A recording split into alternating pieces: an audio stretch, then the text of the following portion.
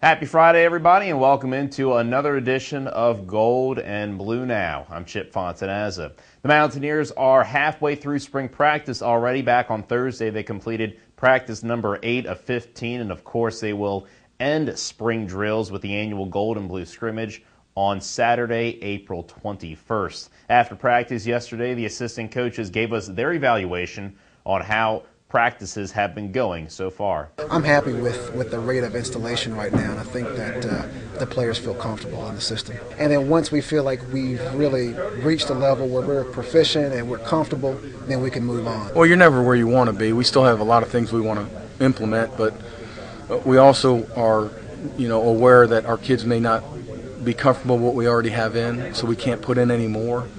We may put in one thing a day, but we may go back and just review that what we have in so far. Spring ball it's not about the grades of kids. It's the fundamentals and understanding what you need to do.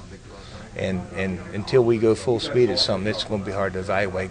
Now, the assistant coaches are only allowed to work with the team during certain times of the year due to NCAA rules, but one coach who is allowed to work with the team more than the assistants is strength and conditioning coach Mike Joseph. He was a guest recently on the Metro News Statewide Sports Line and had this to say about the team's strength training program this season. This year, it's just like any other year. I want to push them as hard as possible as they kind of laugh about it, because every time they come in, we have something new for them, and they always kind of complain about it. But at the same time, each year they're able to handle more things compared to, say, 4 or 5 years ago when I first got here.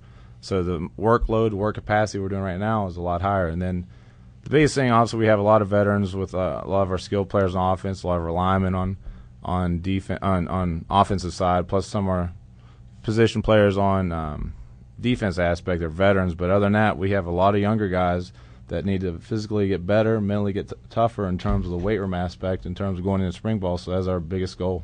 And one more note before we close out. Former Mountaineer basketball great Da'Sean Butler is waived by the Austin Toros. He spent less than one season with the Toros in the NBA D-League. You can check our website, WDBMetroNews.com, for more information on that story as it develops. Well, that will do it for this edition of Gold and Blue Now. Thanks for watching. I'm Chip Fontanazza.